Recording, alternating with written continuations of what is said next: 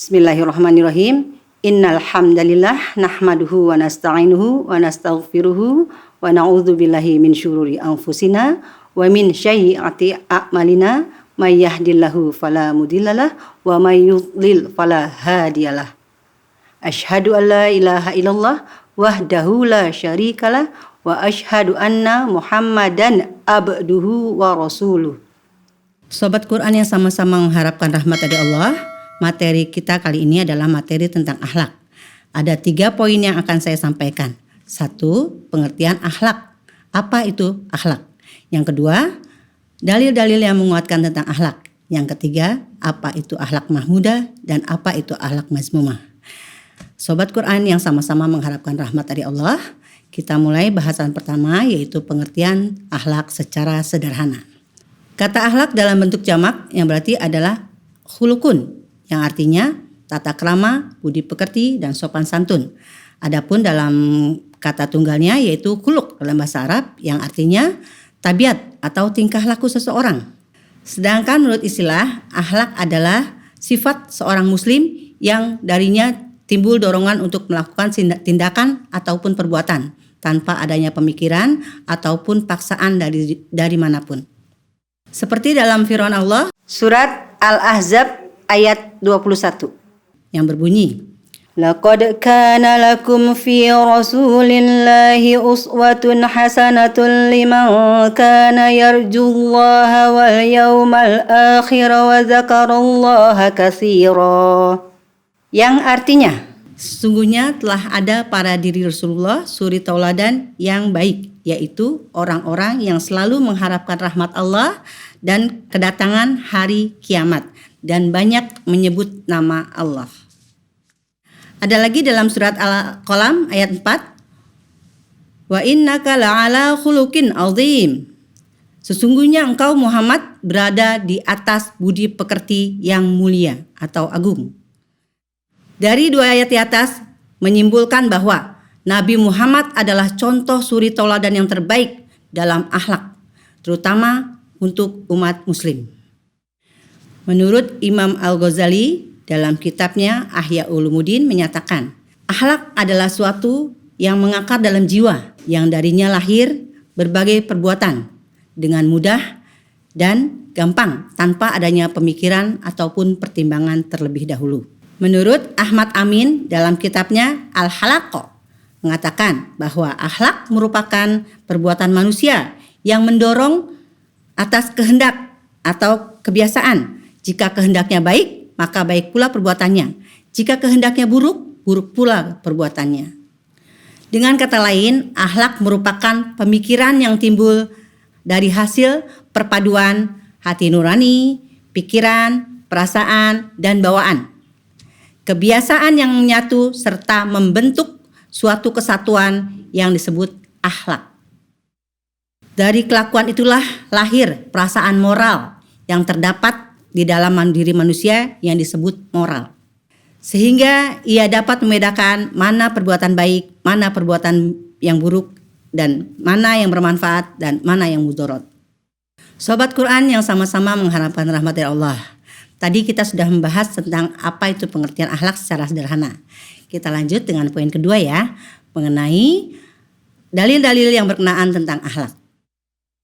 Rasulullah Shallallahu Alaihi Wasallam bersabda, Inna min hiyarikum ahsanakum akhlaqan.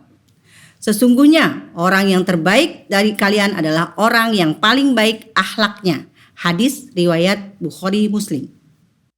Hadis di atas menjelaskan mengapa kita harus selalu berbuat baik kepada manusia.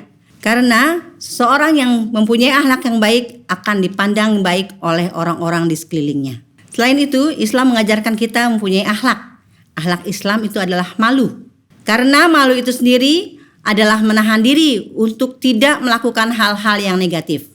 Sabda Rasulullah Shallallahu Alaihi Wasallam, Likulli dina wa khulukun wa khulukul islami wal haya. Artinya, tiap-tiap agama memiliki akhlak dan akhlak Islam adalah malu. Hadis riwayat Imam Maliki. Adapun dalam firman Allah surat Shad ayat 46, A'udzubillahi minasyaitonirrajim. Inna akhlasnahum bi khalisatin dzikrad dar.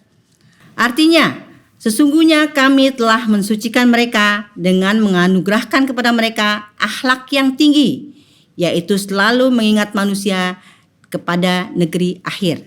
Sobat Quran yang sama-sama mengharapkan rahmat dari Allah.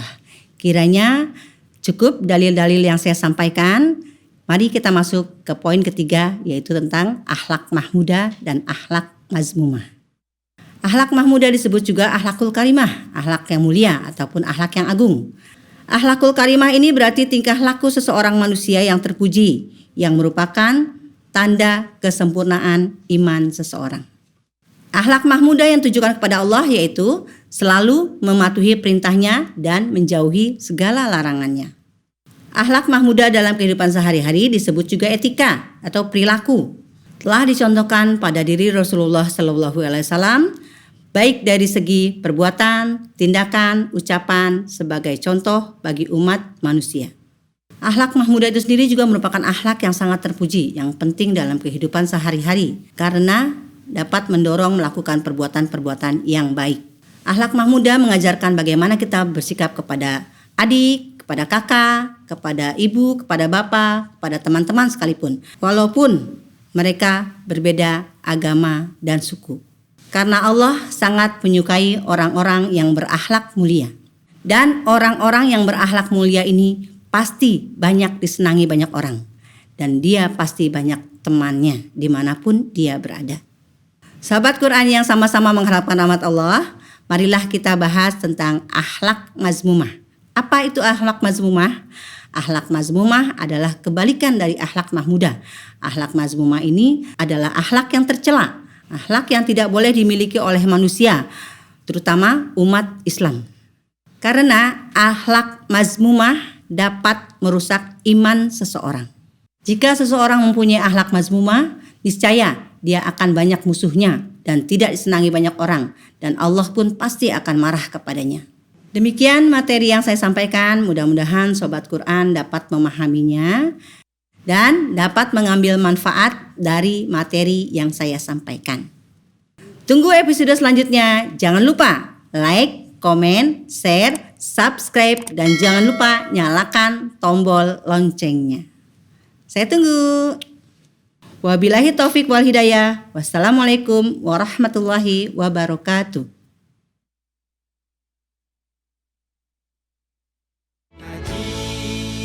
Kita ngaji yo, belajar ngaji.